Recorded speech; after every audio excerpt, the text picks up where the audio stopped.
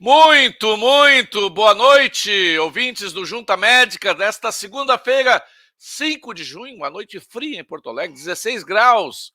Bom, depois do Junta Médica, o tio Júlio vai comer uma sopa de feijão, para dar uma aquecida, um vinho. Enquanto isso, nós vamos conversar sobre a sua saúde, sobre a nossa saúde, sobre a minha saúde. A todos interessa o Junta Médica. Nesta segunda-feira, vamos falar sobre articulações. Na verdade, a gente fala de articulação, mas todo mundo conhece por juntas. E tem até aquela brincadeira, olha, tem uma hora que o teu problema é de junta. Junta tudo e bota fora. Mas, conforme a gente vai avançando na idade, as tais das juntas, elas dizem presente. Né? A gente passa boa parte da vida da gente nem sem dar bola, não dá bola. Que tipo de junta nós temos, não temos tipo de articulação. Se nós temos dobradiça ou não temos dobradiça, é o que a gente quer viver. Aí depois dos 30, a gente já começa a se dar conta de que elas existem, algumas dói, algumas se ressentem do esforço que a gente submete e, às vezes, dos maus esforços que a gente a submete.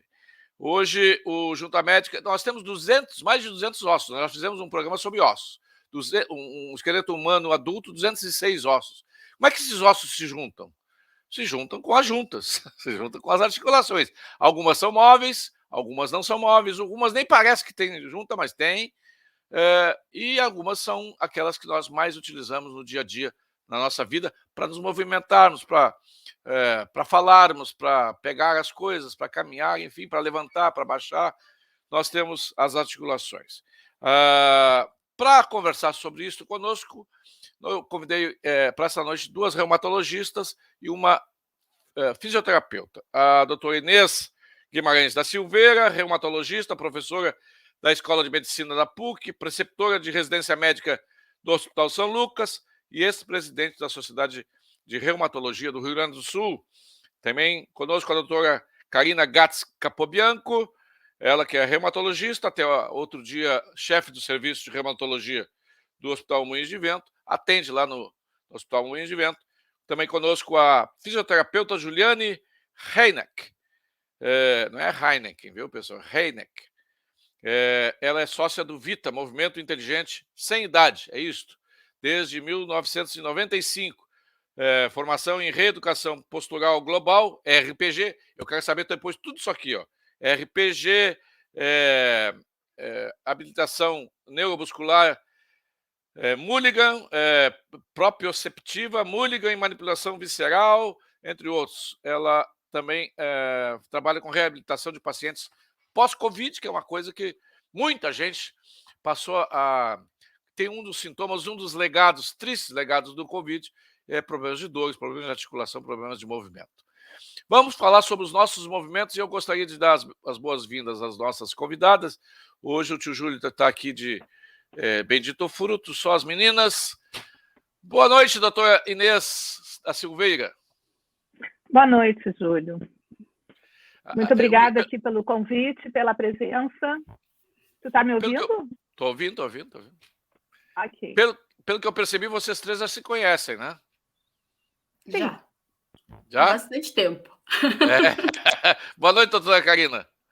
Boa noite. Mas também fazia tempo que não se viam, assim, né? Não, assim, online, sim, né? Como é mais comum hoje em dia, mas faz tempo que a gente já está com saudade de se ver presencialmente. Vamos fazer uma festa, um encontro do Junta Médica. Ô, doutora Juliane Heineck, é Heineck, né? É Heineck, é bem parecido com a cerveja, é quase igual a cerveja. Alemão, deve ser japonês, né? Sobrenome, né? Total. Bom, eu quero começar com a doutora Inês e perguntar o seguinte, doutora Inês, o que é articulação? Quais são os tipos de articulação? Eu sei que tem 3 tipos, mas quais são os 3 tipos de articulações que nós temos no corpo humano?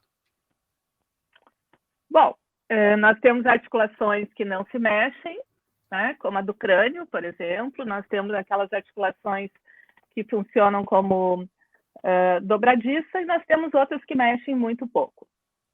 Basicamente é isso que eu acho que interessa. Tem os nomezinhos, mas o pessoal não vai querer saber dos nomes, não vai guardar. Que é sinartrose, anfiartrose, diartrose. Isso. Quantas são móveis, doutora? Quantas assim? Que nós usamos no dia a dia, mesmo sem perceber? Tio Júlio botou. Essa pergunta é interessante, né? O que tu quer saber exatamente, Júlio? Não, porque eu imagino que as que nós mexemos, as que nós usamos, são as que são mais propensas a ter problema, a ter a disfunção, alguma coisa, dores, enfim. Sim, e depende no que a gente usa, né? Então, essa é a arte digamos assim, das especialidades que lidam com o aparelho locomotor. Então, qual a importância daquela articulação para aquele indivíduo? O que ele faz? O que ele necessita daquela articulação? Pode ser uma articulação que não seja assim tão importante do ponto de vista de fama, como joelho e ombro, que são articulações que a gente usa muito, que a gente ouve falar muito em lesões, mas, de repente, uma pessoa que usa, por exemplo, que trabalha com a fala, né? As articulações, por exemplo, da mastigação, né, da temporomandibular, elas vão ser muito importantes também nesse indivíduo. Então, depende também, a importância é uma pergunta bem relativa, né? Depende do indivíduo. Eu quero agradecer no início agora o apoio, o patrocínio que nós temos da Hertz. A Hertz é a farmacêutica especialista em Consumer Health, com mais de 200 produtos que você encontra nas farmácias de todo o Brasil. Depois o tio Júlio vai mostrar alguns produtos da Hertz, e hoje, especialmente com relação às articulações. Doutora Karina, qual é a maior prevalência de problemas? Qual é a maior queixa que a senhora recebe no seu consultório? Bom, a maior prevalência, né, vamos dizer assim, em termos de sintoma, é dor, obviamente, né? Então, assim, o reumatologista Mas dor é onde, doutora? Dor é onde? Pois é, aí a gente vai chegar lá, né? Então, a gente geralmente os pacientes nos procuram por dor em articulações que recebem carga, na maioria das vezes, né? Então, assim, coluna vertebral, lombalgia, às vezes 80% dos pacientes que tu atende no consultório, né? Então, ou não é o motivo principal da consulta, mas o paciente tem também, né? Então, se tu investigar na anamnese e coisa, tu vai encontrar o sintoma junto. Articulações de joelho, né, são também comuns, principalmente, né, no momento, há muitos anos atrás, não era tão comum esse incentivo, essa febre pela atividade física, né, por correr, por ter que se mexer, ter que fazer coisas, né, então, assim, o exercício físico era a cura de todos os males.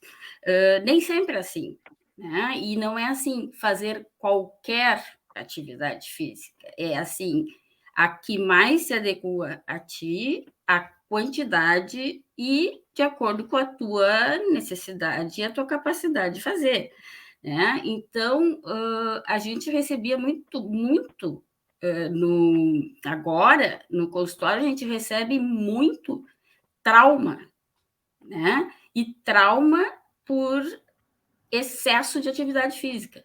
Então, assim, academia, corrida e coisa assim, tudo bem, pode se fazer, mas tudo dentro de um certo equilíbrio, né? Tudo que foge ao equilíbrio, ou mais ou menos, está errado, né?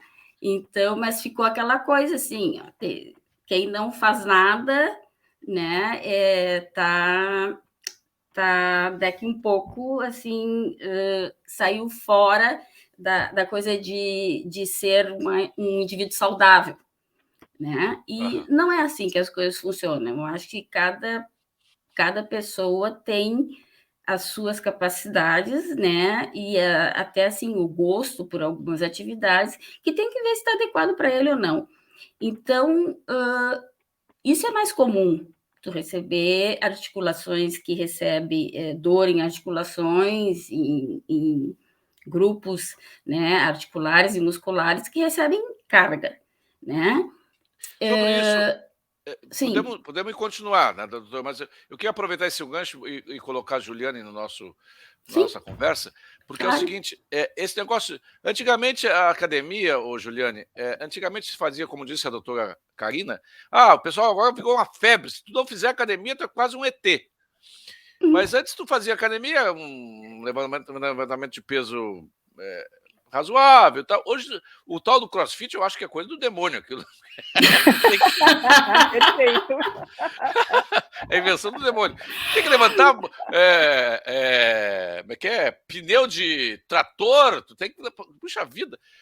Não tem um limite do nosso corpo, ou esse limite consegue ser extrapolado a cada vez que a gente chega nele? Tem mais, o corpo pode dar mais.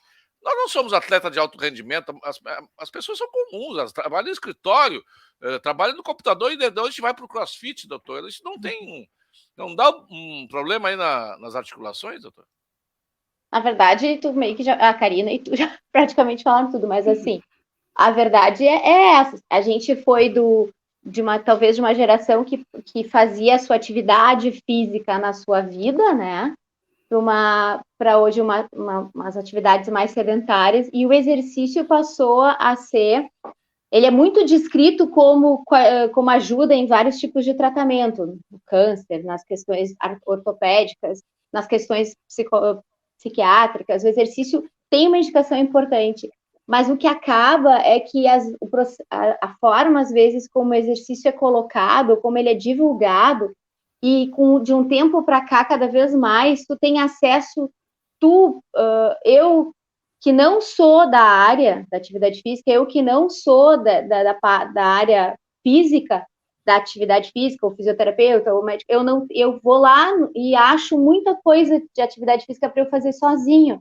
E aí a avaliação passa a ser minha, se eu posso ou não posso fazer, ou se eu devo ou não devo fazer. A corrida é o maior exemplo disso para mim, porque existe uma divulgação da corrida que é assim, o que tu precisa para correr? Basta um tênis. Não basta um tênis, assim, claro. Bom botar um abrigo, né? Bom botar uma calça. Também, mas assim, não é só um tênis, no sentido assim, tu precisa talvez ter uma avaliação cardiovascular, talvez as tuas articulações, eu tô começando a correr, eu tenho 10, 15, 20, 30, 40, 50, 60, 70, 80, quantos anos eu tenho? Qual é a minha condição física prévia para eu correr? Eu faço reforço muscular, eu tenho uma boa flexibilidade, quais são as minhas coisas de base, né? Eu tenho... O meu joelho é legal, o meu joelho não é legal. Às vezes a gente descobre que ele não é legal na pior maneira, quando ele começa a doer muito, né? A senhora recebe, doutora, a senhora recebe muita gente vindo desses esforços exagerados de academia, por exemplo? Recebo, porque também existe uma coisa... eu tenho um paciente que vem muito à cabeça, assim, porque eu brinco que eu tenho pacientes que eu gostaria de misturar, né? Tem os que a gente quer muito que faça o exercício, que faça alguma coisa, que tem uma vida muito sedentária, no sentido de que as profissões de hoje são muito sentadas, né? E as pessoas precisam fazer o sangue circular, como eu digo, para aqueles que tu tem que lembrar que pelo menos um dia por semana eles têm que fazer nada, né? Que eles têm que dar repouso, que eles têm que conseguir recuperar o que eles fizeram na atividade física. E o que tu falasse também...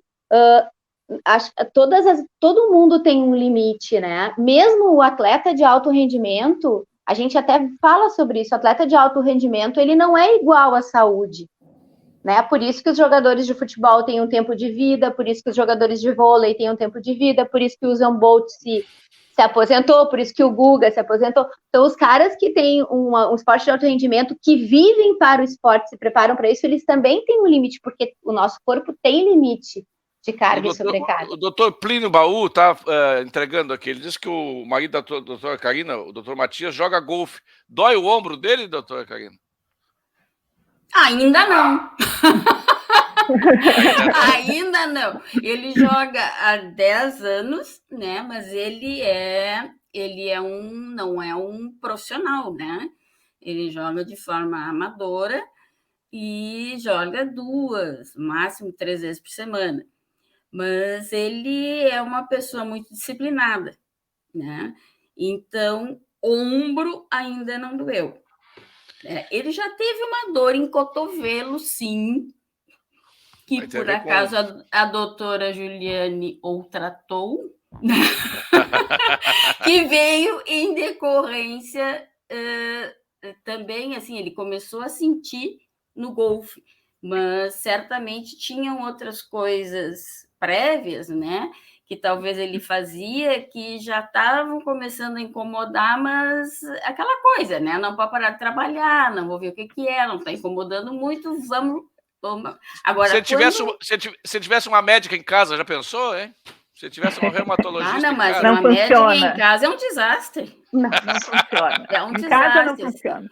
Não, é tudo que tu disser para fazer não será feito. Né? Então, é assim, não. E que bom, assim, né? Porque ele é psiquiatra, então, assim, que bom que o inverso é verdadeiro aqui também, né? Porque... Por falar em psiquiatra... Por falar em psiquiatra, uma boa noite para o doutor Ricardo Nogueira, que está nos assistindo. O Ricardo Nogueira é ouvinte de carteirinha do Junta Médica. Também conosco o João Paulo Fontoura, lá de Taquari, a Cláudia Araújo, o Plínio Carlos Baú, que acabou de entregar o doutor Matias, o Agnaldo Gonçalves, o Nilo Cardoso, o Gilson, a Caroline Castro, o Sérgio Pinheiro, o Egon Brettenbach, o Gilson de Canoas, o Alfredo Radler, lá de Pelotas, o Ademir Bisotto de Cachoeirinha, o Heron Ferreira, o Celso Pereira, o Valdir Abreu, de Gravataí, o Marcos Rutsat, médico. Ele está no perfil do filho, Pinguim Queen Games. A dona Orli Elias Sebem, lá de Arvorezinha, a dona Almeri Castro, as irmãs Orli e Almeri. A dona Almeri lá de Passo Fundo, a Ju Petec, a Vera Silva diz que a dona Vera Silva diz que o melhor exercício é levantamento de copos. Ô, dona Vera é uma senhorinha desse tamanhozinho, forte pra caramba, 60 e poucos anos, gosta de uma cervejinha no final de semana, mas no final de semana tá valendo. A Vânia Lofiego, o Ivan Marcelo, quem mais aqui? A Vânia diz assim: eu sou professor de educação física, nunca tive problema, tio Júlio preguiça. É porque eu não faço, eu digo que eu sou preguiçoso, eu sou nível poste. O Geraldo De Bastiani, quem mais conosco aqui? A Márcia Ribeiro, o Renato Ferreira, o José Roberto, o Rodrigo Kessler, o Rodrigão, lá da Tubolândia, a Clarice Escada. Depois o tio Júlio vai lendo mais aqui. Vamos começar. Já vão mandando as perguntas. Quem ainda não se inscreveu no canal, vai ali embaixo, ó, inscrever-se. Inscreve-se no canal, puxa vida. Né? Faz de conta que você ama o tio Júlio. O Silvio Bauer também conosco, o Rodrigo Luzardo. Já vai preparando a pergunta. Eu tenho algumas perguntas. Enquanto vocês não têm, eu tenho. Doutora Inês, aquele clique que dá de vez em quando, depois de uma certa idade, um clique que dá na coluna, tu vai levantar, tu vai virar e... isso é problema de coluna? É problema ortopédico ou pode ser um problema de junta? Tudo a mesma coisa. 3 opções, marquei opções múltiplas. Então, isso, em geral, é uma conversa do corpo com a pessoa que está sentindo isso. Então, houve alguma coisa, foi posição, em geral, falta de atividade física, né, de posturas adequadas. Inclusive, é uma ótima pergunta também para a Juliane.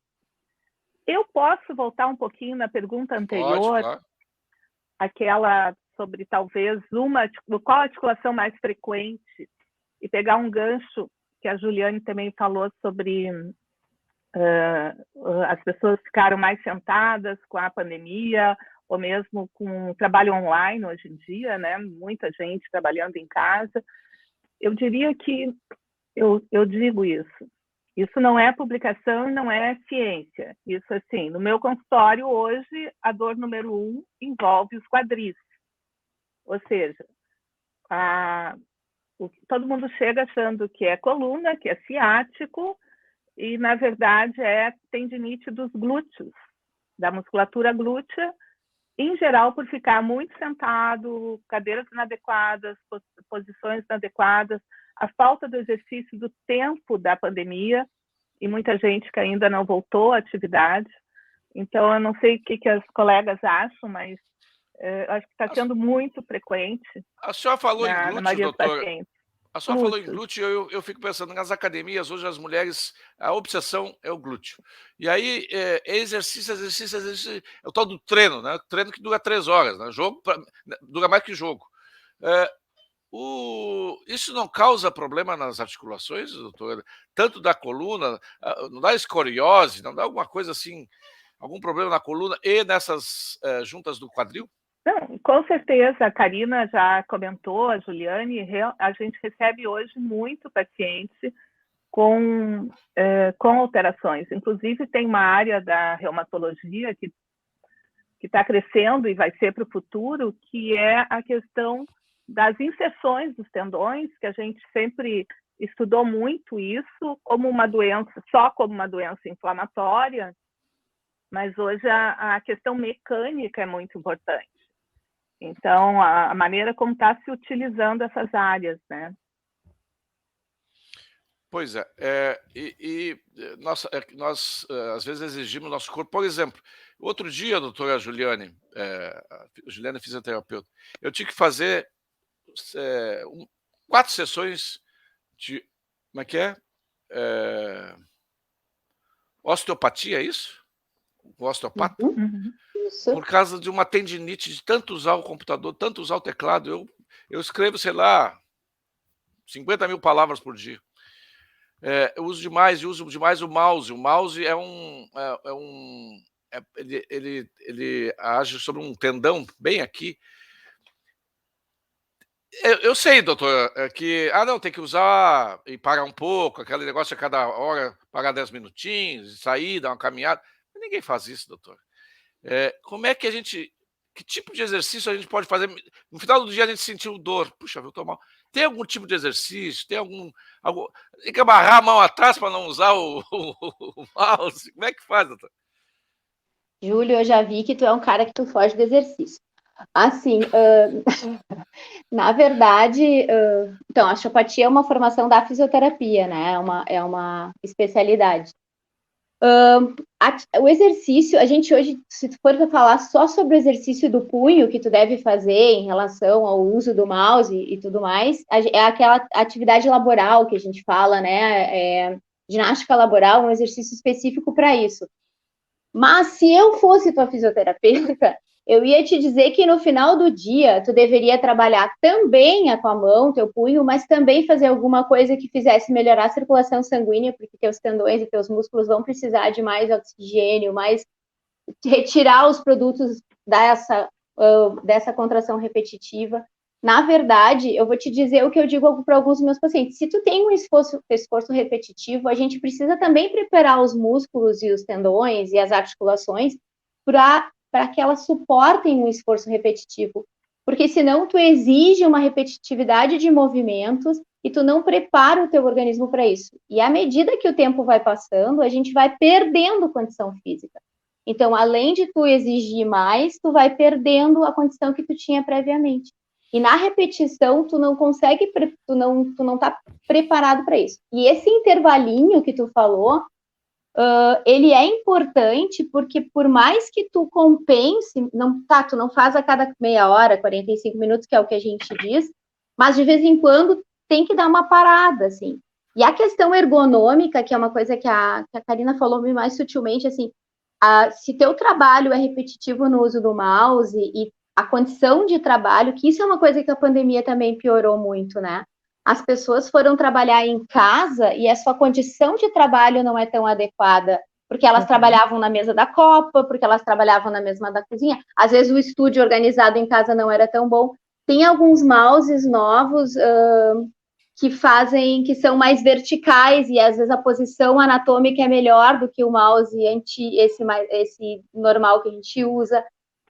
Mas assim, a condição de sair do esforço repetitivo é importante. E resolveu? Tu ficou bem nas 4 sessões? Ficou.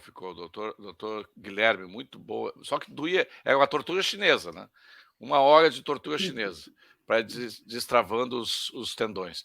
Doutor, outro problema é o seguinte, que todos são problemas modernos, né? Nós falamos do exercício, dos excesso de exercício. O celular está cada vez mais pesado, doutor. Esse meu iPhone aqui pesa, às vezes eu estou com dor aqui, doutor, no ombro, de tanto segurar o iPhone, é muito pesado. Ele pode ser leve, mas tu vai segurar 10 horas assim? Não, 10 horas também não, umas 9h30 no máximo. Não sei, porque tudo que tu pode fazer no computador, tu pode fazer aqui. Mas tu já olhou naquela parte do celular que diz bem-estar, para te ver quantas horas tu fica no teu celular dia? Não, vou mudar de assunto, doutor. Vai te surpreender. Aqui, ó, a pergunta do doutor Plínio, a doutora Karina Capobianco, sobre usar corticoide com frequência para dores articulares. Corticoide é medicação com muitas contradições, é usado indiscriminadamente. O tal de Dorflex, o tal de Tilex, não sei quem mais, esses que usam corticoide, assim, tem gente que toma como se fosse bala, né? E aí ataca rins, dá problema de diabetes, uma série de situações. Fala para esse pessoal, doutor, que usa demasiadamente, por qualquer motivo, corticoide. Bom, o uso do corticoide tem suas indicações bem estabelecidas, né, dentro da reumatologia. Então, nas doenças de autoimunidade, nas doenças inflamatórias crônicas, é muito difícil que tu fuja, né, em um determinado momento de crise, ou no início do tratamento, até que se adeque a uma nova droga, que tu fuja da prescrição de corticoide. Aí vem assim, ó, prescrição médica do corticoide, né? Então, assim, é uma das drogas mais antigas que a gente tem como anti-inflamatória, né? E que tem todos os efeitos colaterais dos outros anti-inflamatórios não hormonais, né? E mais alguns, e é vendido indiscriminadamente sem receita médica. Então, assim, qualquer balconista de farmácia te indica uma injeção de diprospan, que é um corticoide de depósito, né, que tu tá com uma dor desgraçada 1 semana, 2 semanas, independente do motivo, né, até pode ser uma doença inflamatória crônica começando, e vai na farmácia e diz, tô com muita dor, não sei o que, o balconista pega e te dá uma injeção, e como é um corticoide de depósito, ele vai liberando aos pouquinhos, né, a medicação no corpo, e a duração dessa ação mágica, né, de tirar a dor, dura 3 semanas. Então, assim, meu Deus, é um milagre. É a melhor droga do mundo. Daqui a 3 semanas, se voltar a dor, o paciente já sabe o que fazer. Porque ele não precisa. O acesso ao médico é difícil para a maioria das pessoas, né? Não só pelo valor de consulta, por convênio, mas assim, mesmo horários, né? Ir ao médico, tu tem que faltar ao trabalho, se é alguma coisa. Na farmácia, tu passa ali rapidinho, depois que sai do teu trabalho, pega a injeção. Na maioria das vezes, as pessoas aprendem até numa laranja aplicar uma injeção, né? Intramuscular, e fica mais 3 semanas sem dor. Agora... Mas e os anti-inflamatórios, doutor? Porque não chega a usar um corticoide, mas usa um Dorflex toda hora. Eu tenho um amigo que faleceu por o problema de Dorflex rins, não é corticoide. Excesso de Dorflex. Pois é, mas é um... Sim, não é mas corticoide. É um anti-inflamatório, entende? Então, assim, claro que é um anti-inflamatório com relaxante muscular e cafeína junto, né? Então, tem vários efeitos. O Tilex é um derivado de opiáceo, né? Então, assim, é uma medicação que dá dependência química, né? Então, assim, daqui um pouco, um Tilex não ajuda, tem que ser 2, 3, daqui um pouco tu tem que usar um opiáceo mais forte, né? Mas é uma medicação que tu só compra com a receita médica, tá? O corticoide, não. Entende? Então, assim, e o corticoide, ao longo do tempo, tu vai levando a diabetes, osteoporose, dislipidemia, hipertensão arterial, né? Daqui um pouco, doença cardiovascular mais séria, e fora que esse uso indiscriminado, né, e de qualquer jeito, vai mascarar, muitas vezes, os sintomas de uma doença que pode ser grave e que está começando com dor, entendeu? Daí, pois é, doutor. Aí o paciente não vai ao médico, né? O que a senhora está falando agora me ocorre o seguinte: nós já deveríamos ter, né, o nosso prontuário, de alguma forma, digital, e que a gente abrisse através da LGPD para o nosso médico, para que o médico soubesse todo o nosso histórico. E, cara, em janeiro do ano passado tomasse isso, em julho tomasse aquilo.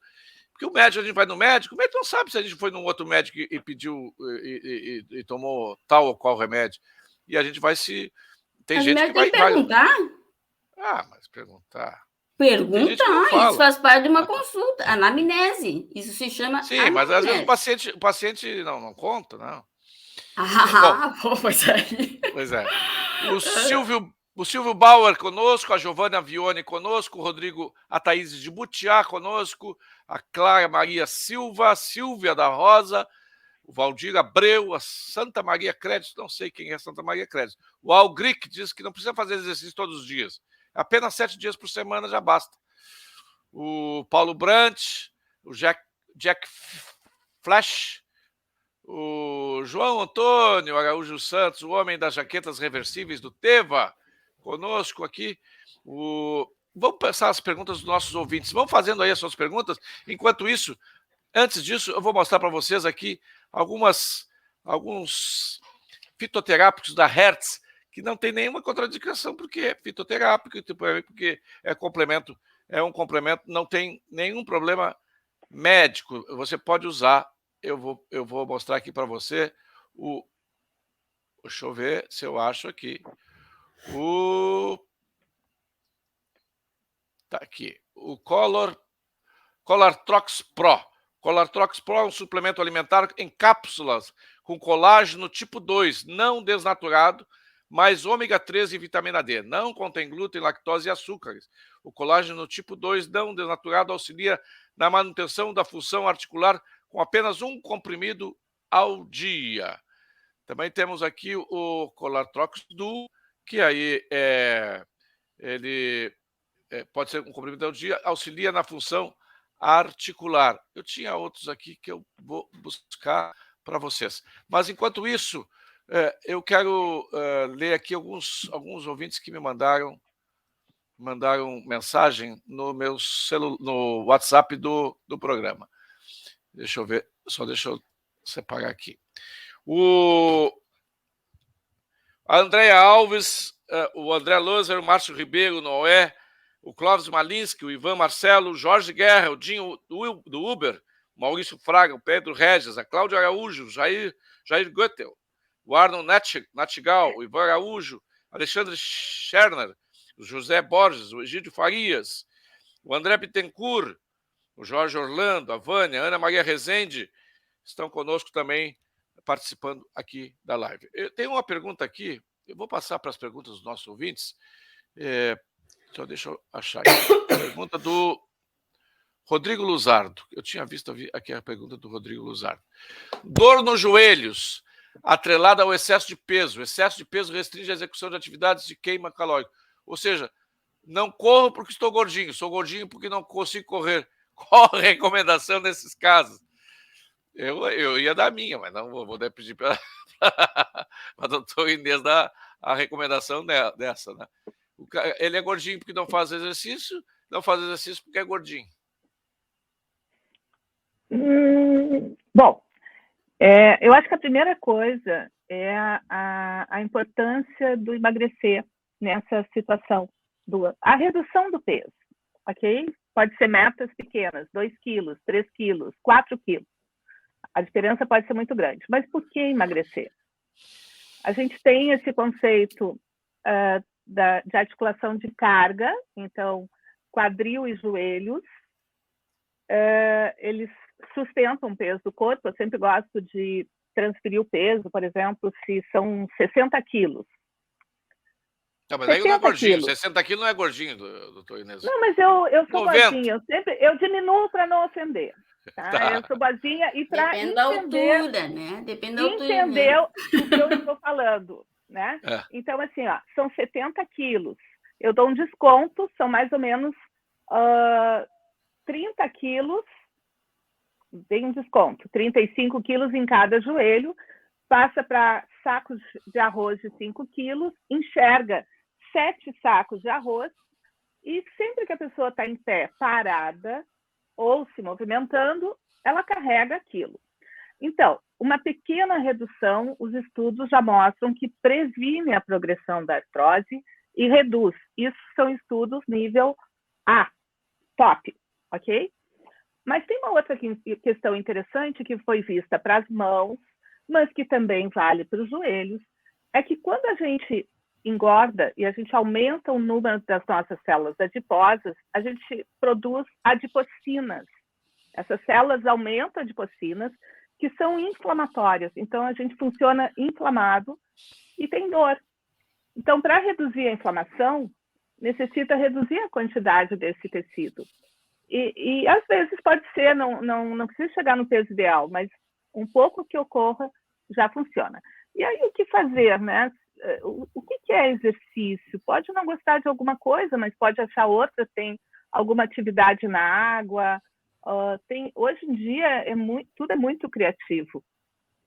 Tem tudo que se possa fazer. Então, eu acho que é conversar com o seu médico e ver o que gosta. Eu, por exemplo, eu sugiro desde luta marcial, até porque eu já fiz Kung Fu e me apaixonei, achei muito legal, e até qualquer atividade, né? O caminhar, dói os joelhos, então caminha 15 minutos de manhã, 15 minutos no final do dia, ou caminha 10 minutos, 3 vezes ao dia, e vê se o corpo tolera.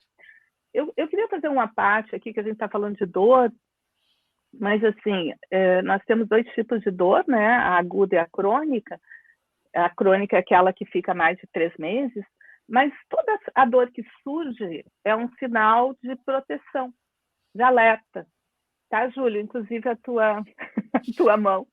Então, a dor é para proteger que venha fazer uma lesão maior. Isso é muito comum. Um exemplo bom é o ombro, que se não começa a doer, se persiste, está pintando a parede, não vai parar, só vai parar quando terminar. Que essa é a questão comportamental, né, que a gente tem que trabalhar individualmente. Então, o que faz? Ruptura completa do tendão, do manguito. Então, aquela dor inicial é uma proteção, ela não é inimiga. Até tu começaste, Júlio, com a história do dói tudo. Dói tudo, dói porque, às vezes, a gente está numa época da vida que nós não aceitamos modificar alguma coisa. E o que o corpo está dizendo, está conversando com a gente, é mude. Por favor, me ajude. A senhora falou do manguito roteador. 100% desses problemas de manguito são de excesso de esforço repetitivo? Não necessariamente esforço repetitivo, mas é de esforço, é de uso. Então, assim, o principal são os movimentos, né? 90 graus para cima. Então, se a gente evita isso aqui, onde a gente faz o maior impacto, então, botar a mão, vamos simplificar como os 2 ossos, tu tem um sanduíche de tendões, tu esmaga a vida inteira fazendo isso. Depois de 40 anos, todos nós temos lesão, todos. Agora, é uma lesão com sintomas ou sem sintomas? Tem uma pergunta aqui.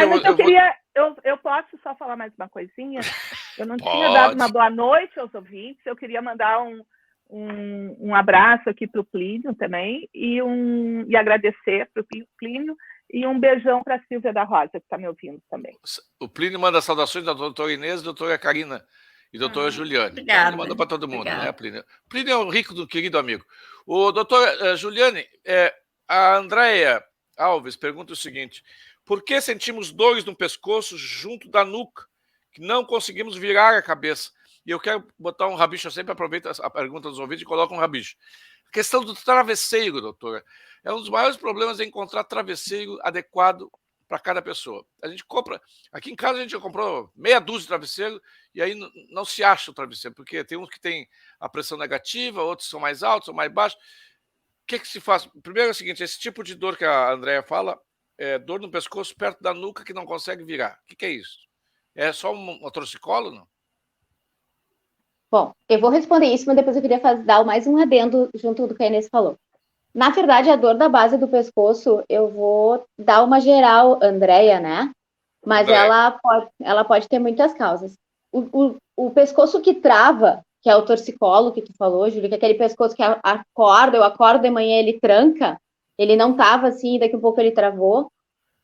A gente fala que é uma perda do micromovimento, até falando das articulações, então, as articulações da coluna, que são várias, o movimento que a gente vê da coluna, de virar para cá, virar para lá, é a soma de vários pequenos movimentos entre as vértebras. A gente chama do movimento de uma vértebra de uma em relação à outra, a gente chama de micromovimento.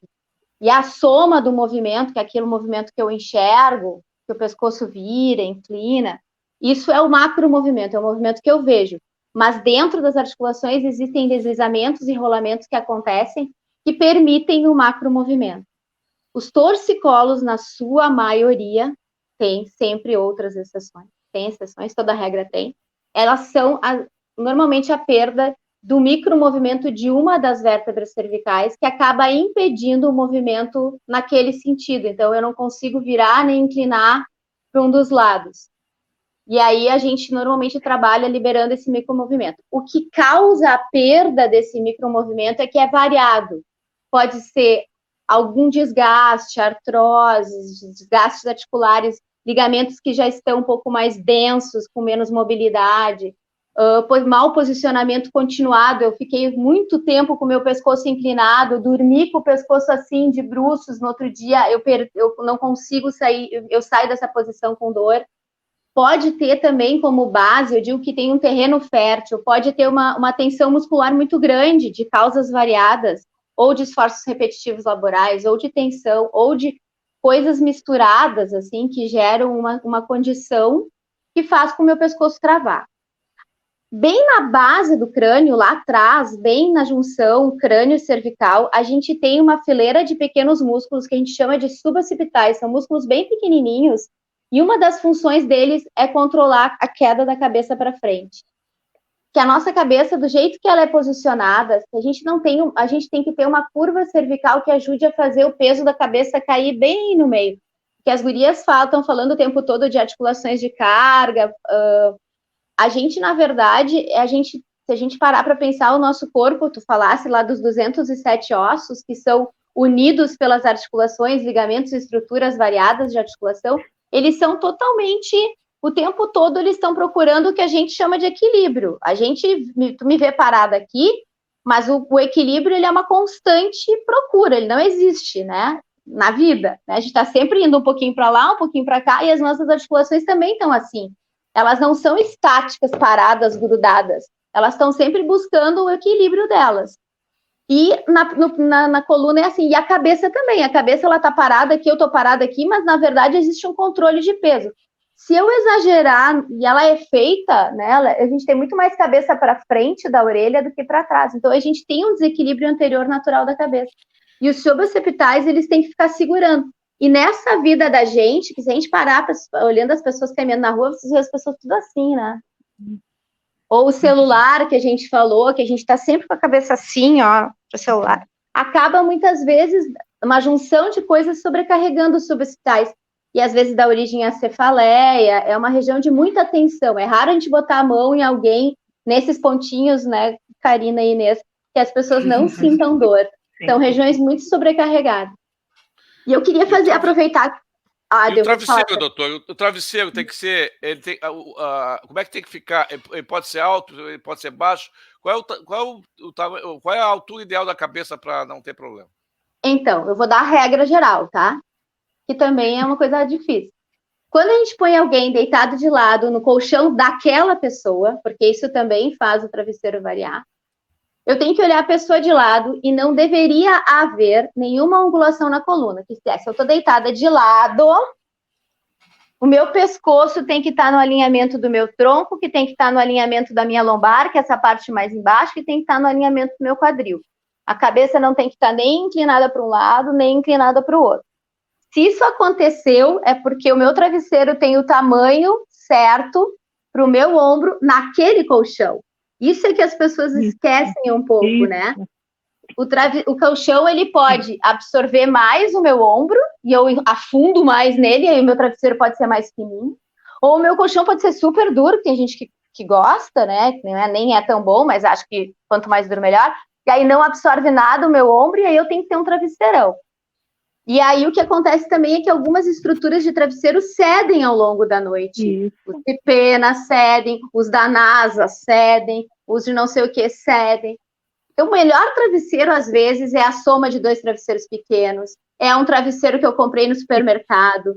Ele, na verdade, eu tenho que pôr o travesseiro, o meu amigo companheiro, minha amiga companheira tem que olhar e dizer, tá na linha, teoricamente ele tá bem. Mas a pergunta, de novo, tu dorme de lado? Essa é uma pergunta, porque um travesseiro, quem dorme de lado. Então, é variável. Então, eu vou te dizer, Júlio, que o melhor é a gente ver cada caso é um caso. Cada um tem que experimentar o seu travesseiro e não tem que ser caro. E também ter um pescoço móvel. Isso que eu ia dizer. Quanto mais rígidas são as nossas articulações, quanto mais duras são as nossas articulações, quanto menos mobilidade a gente tem, quanto menos mobilidade tiver as estruturas articulares e miofasciais, menos eu me adapto. E aí, qualquer alteraçãozinha me dá dor. Tá certo. Isso também. Meninas, nós já estamos encaminhando, falta 15 minutos, está cheio de perguntas aqui. Eu vou pedir para vocês aquele poder de síntese que vocês usam com o marido de vocês. Faz porque eu falei. Faz porque eu disse.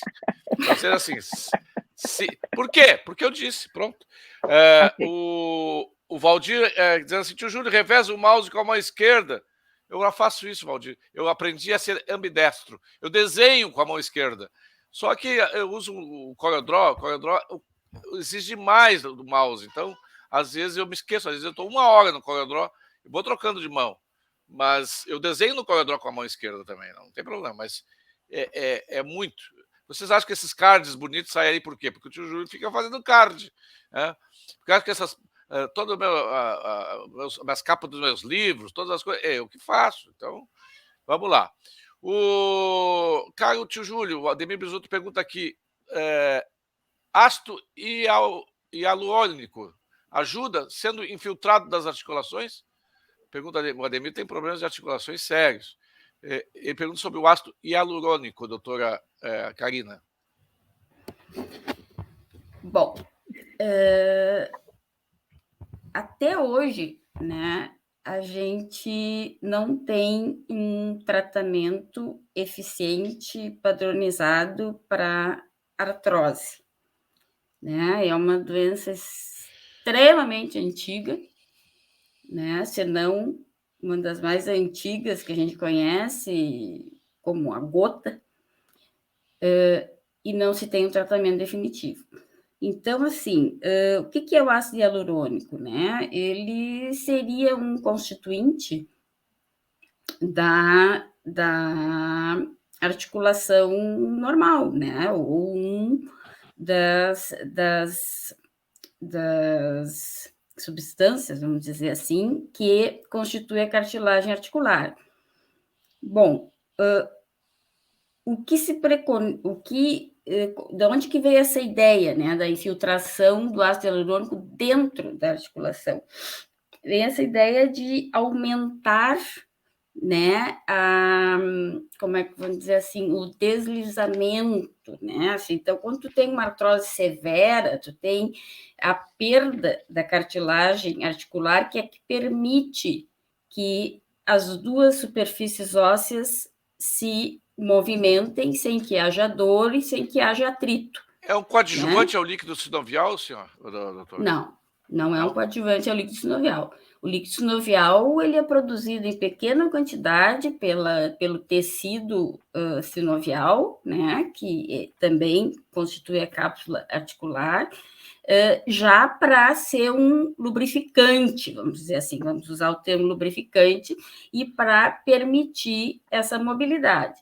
Agora, o ácido hialurônico, ele não faz isso, né? Ele não tem efeito anti-inflamatório, ele não tem efeito lubrificante, né? E ele até, em algumas pacientes, ele tem um efeito, assim, de causar uma reação contrária ao que a gente está esperando, uma reação inflamatória naquela cartilagem, naquela articulação onde ele foi infiltrado. Não é recomendado, então, doutor, fazer infiltração com ácido hialurônico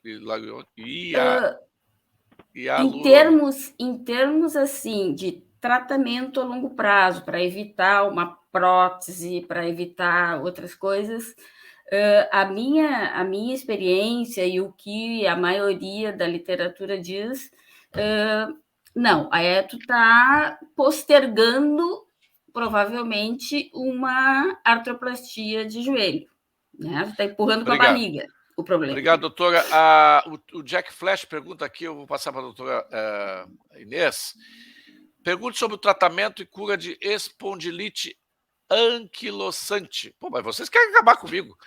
Espondilite anquilosante, doutora. Tá, vamos lá. Espondilite. Espôndilo do grego é coluna, tá? As ites é inflamação. Então, é um grupo de doenças da reumatologia onde existe inflamação na coluna. E isso a gente identifica principalmente assim, em pessoas. O quadro costuma começar em pessoas mais jovens, né? Agora, só um parênteses. Dor na coluna, 80% de toda a população mundial vai ter alguma vez na vida, ok?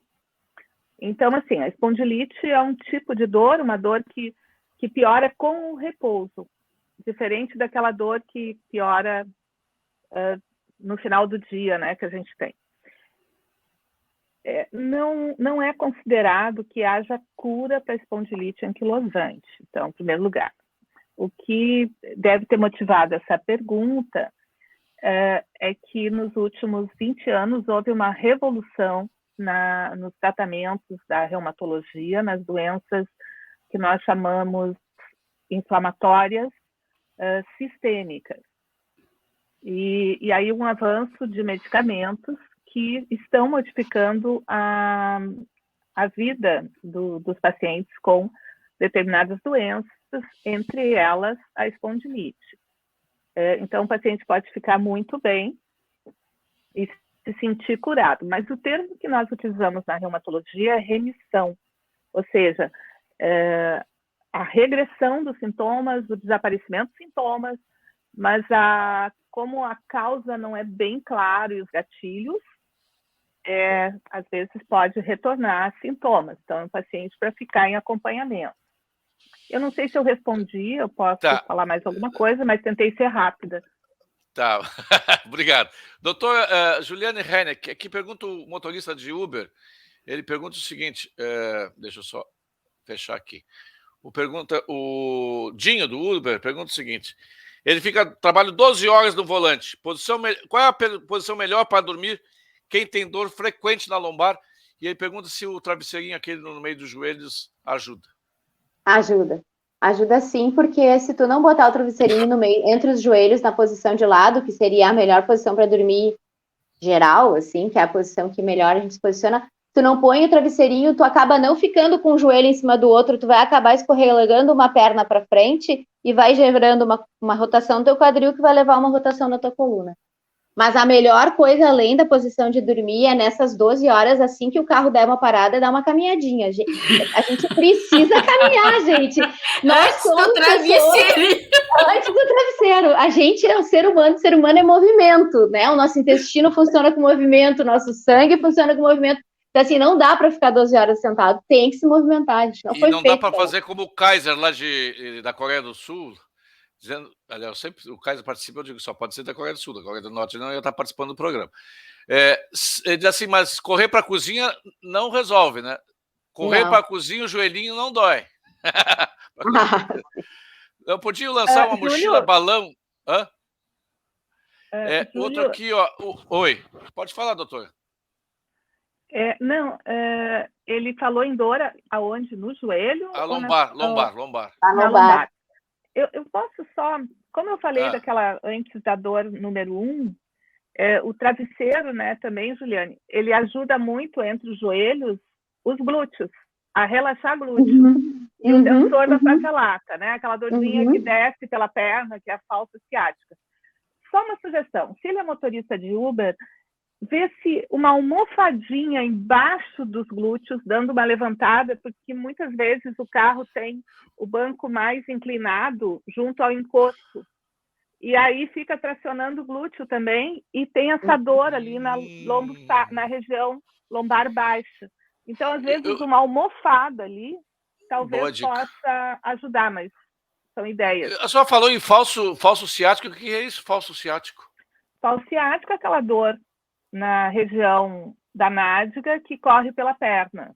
Então, isso é o famoso ciático. Mas se correr pela frente da perna não é ciático, se correr pelo lado da perna não é ciático, e o mais frequente do que a compressão do nervo ciático são o que a Juliana já falou das síndromes miofasciais, que é aqueles nós das massagistas, assim, o nó no músculo na região glútea ali ou na região lombar com dor irradiada pela perna. Obrigado. Doutora Juliane, aqui, ó. O Nilo Cardoso, pratiquei 17 anos fisiculturismo. Hoje pratico ciclismo 3 vezes por semana e pedalo 40, 50 quilômetros. Vou mandar te prender. Às vezes sinto muitas cãibras durante a noite. Por que será que ele sente cãibra, doutor? Ele pedala 50 quilômetros à noite. Responde. Inveja. Cãibra é um balaio de gato. Assim, as câimbras dele têm diversas origens, né? A primeira pergunta eu vou perguntar para ele se ele se hidrata durante esse volume enorme de exercício que ele faz, a preparação que ele faz para isso. E câimbra é multifatorial, ela pode ser pelo excesso, pelo que ele está falando de que ele já fez, que ele faz, mas ela pode ter outras origens. Muitas câimbras tem que dar uma olhada. E comer banana, doutor? Comer banana é uma das coisas, mas a banana por si só não resolve câimbra. Tem que dar na verdade, tem que olhar. Comer muita banana se for por falta de potássio. De potássio, não é simples assim. E na verdade tem que olhar. O ciclismo. Quem faz 40, 50 quilômetros por semana de ciclismo tem que ter uma boa preparação física e tem que ter um acompanhamento. Não dá para fazer Não, doutora, não é 40 por semana, é 3 vezes por semana, 40, 50 quilômetros. Então ele faz 120 por semana. Mais ainda, ele precisa ter um bom acompanhamento, porque ele faz um over. Por isso que eu disse que tem que mandar prender o Nilo Cardoso. Mas é que isso também libera muita endorfina, isso vicia, né? Vicia. Muita hidratação e muita reposição. Um abraço para o Dalnei Furo, lá de hoje, na Joia da Serra, em Cotiporã. Cotiporã, a Joia da Serra. Suzana da Silva Rosa, o Azuma Veloz, o Jorge Luiz Djongo, o Kaiser, o Tito Kaiser, lá de Seul. Quem mais aqui? O Luiz Fernando Avellini, o Enur, o Valdir Abreu. Quem mais que eu não citei ainda? Bom, o Ribeiro Sul Tricolor. Pô, tricolor, rapaz, não faz assim. O Roberto Marshall conosco, José Roberto.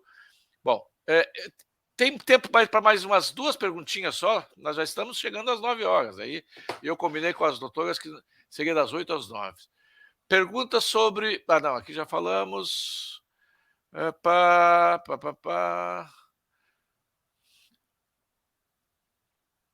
Há 15 anos, o João Paulo Fontoura, ele é escritor. Então, para ser escritor, ele é leitor. Então, ele já escreve de vez em quando para aquele almanaque gaúcho, né? Mas ele é historiador. Há 15 anos tive bursite. Tinha uma gráfica e pegava resmas de papel pesado. Fiz infiltração de corticoide e nada. Melhorou com fisioterapia, doutora Juliane. Bursite no ombro. Bursite no ombro. Bursite no ombro. A fisioterapia resolve o quê, doutor? Nos fale aqui rapidamente, Para doutora. mim, tu vai perguntar isso? Eu fiquei curioso. Pois é, né? Vai ser uma resposta longa. Eu fiquei curioso sobre isso aqui, doutora. RPG, Taping, Mulligan, Mackenzie, Maitland, são os métodos. Quais são? O que são esses métodos, doutor? Sim, ó, seu poder de síntese. Na verdade, a fisioterapia é uma reabilitação pelo movimento, né? Então, a gente, ao longo do tempo de formado, à medida que a gente, todas as profissões são assim, a gente faz várias formações. Qual é a ideia da fisioterapia? É que tu tenha uma capacidade de avaliação do movimento, que é o que a gente faz, cinésio funcional, que a gente faz, cinético funcional, para que a gente possa concluir o que está fora da condição do movimento e restabeleça. Maitland, Taping, Mackenzie, Mulligan são técnicas de terapia manual ou de exercício ou de ferramentas. O taping é aquele taping que a gente vê nos esportes, é aquele adesivo. São técnicas que a gente utiliza no tratamento para recobrar a função motora. Que a ideia da fisioterapia é a reabilitação motora, é que tu faça o tratamento e te reabilite, que nem esse senhor aí. Então, que ele tenha uma melhora do que estava causando aquela dor ou aquela alteração funcional e que ele possa restabelecer a função sem dor ou de mais próximo possível do que é a biomecânica normal, de como o corpo funciona. Né? Eu posso rapidinho falar do ombro, bem rapidinho? Bem rapidinho.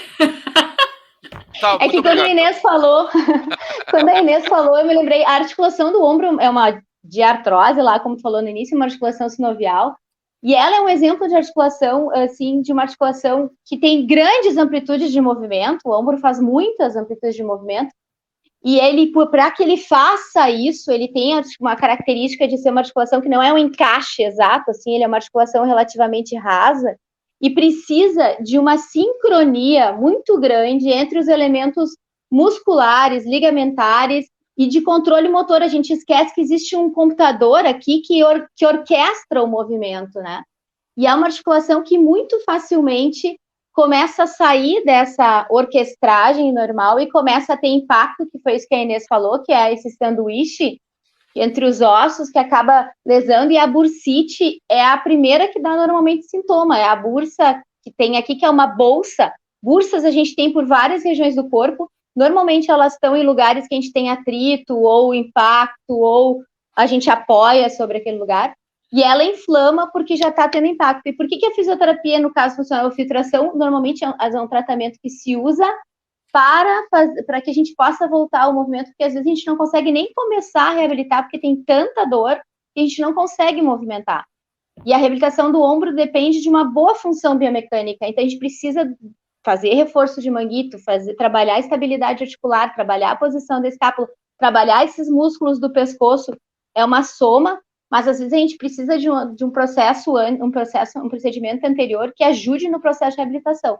Mas a reabilitação do ombro é um exemplo de uma articulação que precisa de elementos em volta, biomecânicos, funcionando juntos para que a gente possa ter os movimentos livres de impacto, que é bem difícil, como disse a doutora Inês, depois dos 40, muito difícil.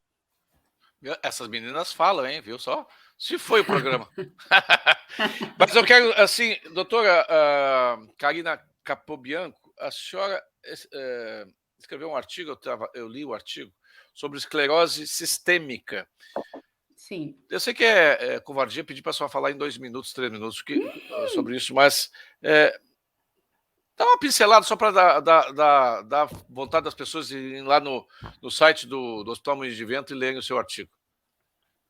Bom, esclerose sistêmica é uma doença autoimune, uma doença do tecido conjuntivo, né, que compromete principalmente a pele, né, com deposição de colágeno, né, então, assim, uma das características principais é o enrijecimento da pele do paciente, né, mas também é uma doença que cursa com um problema vascular de pequenos vasos muito importante, né, que é bem anterior provavelmente as complicações de pele ou também de órgãos internos, onde o colágeno também pode ser depositado.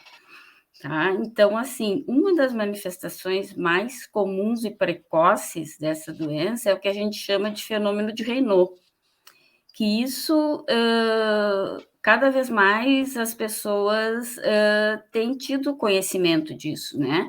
Que é o espasmo, o fechamento do vaso pequenininho, lá o mais pequenininho, mais periférico que a gente tem nas mãos, nos pés, nariz, orelha, né? Em contato com o frio, tá? Ou estresse. Tá? Então, assim, 10% da população pode ter fenômeno de Raynaud. Só que ele pode ser só uma sensibilidade daquela pessoa ao frio, ao estresse, e aí o vaso fecha, e cessado esse estímulo, o sangue volta a fluir normalmente, né? E a pessoa não vai notar as alterações de coloração, primeiro por falta de sangue, depois por um sangue muito tempo sem oxigenação, e depois, quando cessa o estímulo, volta o sangue normal e a cor normal das extremidades. Mas tem muitas doenças, como a esclerose sistêmica, né, ou esclerodermia, em que o problema do Raynaud é a lesão da estrutura do vaso.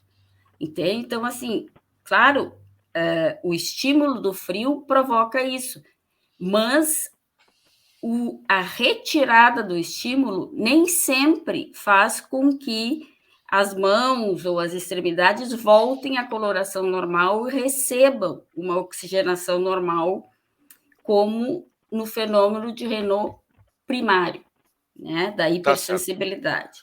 Então, Obrigado. É uma doença bem rara, né, mas é uma doença extremamente grave se não tratada. Já nessa fase do Raynaud, o diagnóstico deve ser feito. Obrigado, doutora Karina. Vamos já encaminhando o final. Última pergunta aqui para a doutora Inês. Quero agradecer também a participação da Vera Lúcia Renner, do Geraldo Nunes. Doutora, reumatismo. Eu que me criei, eu dizia assim, eu estou com reumatismo. Reumatismo é um nome genérico para qualquer dor que tinha de articulação, é isso. Mas existe doenças reumáticas, assim, se eu não me engano, até tem reumatismo do sangue, não sei se é verdade, não, se é isso mesmo. No sangue, não. Não? Não, mas eu tinha visto alguma coisa. Tá. Hoje, reumatismo, não existe, ninguém mais tem reumatismo, é isso? Ou seja, isso foi esclarecido, foi sendo especificado, né? Tem bursite, tem isso, tem aquilo. É doença de velho, senhor, doutor Inês? O reumatismo, no meu tempo de criança, quando a pessoa dizia que tinha reumatismo, é porque já era velho. Tá, então, primeiro, não. Reumatismo não é uma doença de velho. Reumatismo é considerado tudo aquilo que leva à dor reumática, ok?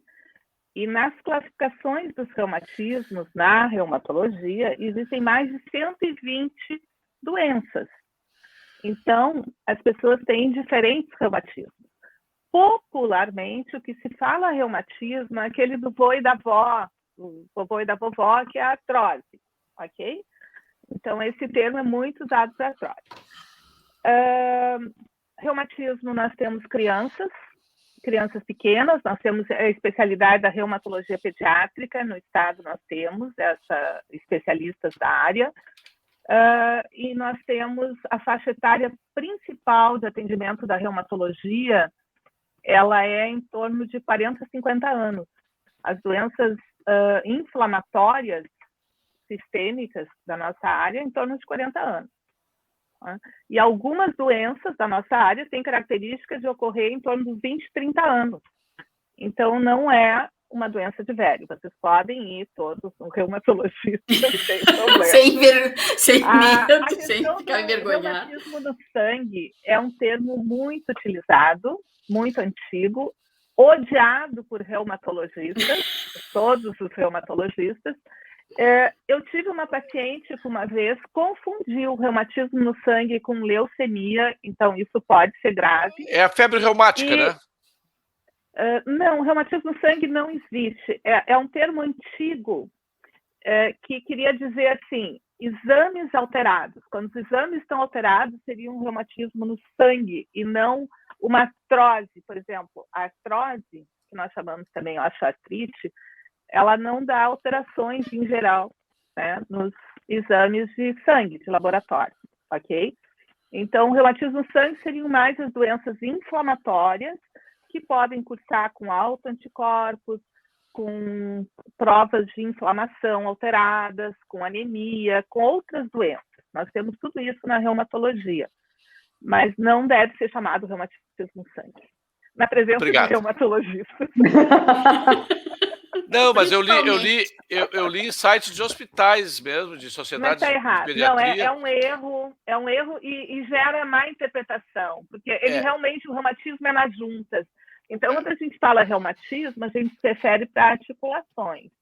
É que eles chamam febre reumática como reumatismo do sangue. Mas, enfim, eu quero agradecer a participação das nossas médicas. Eu quero antes falar rapidinho aqui do